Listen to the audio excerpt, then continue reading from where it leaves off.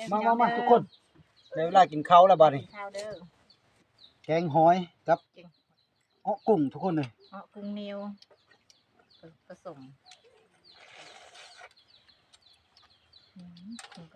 กินเต็งหน้าคือเก่าเบิ่งหอยก็มักง่ายครับ จุบเป็นจุบเป็นบ่ขลุดไปเลย ก็จุบเป็นยังจุบนะฮะ เบิ่งกินมันเลย ขี้กับท่านมีทุกคนเลยบ่มีขี้ นี่ที่ร้านครับที่ท่านมีหาร้านครับ แซ่บครับ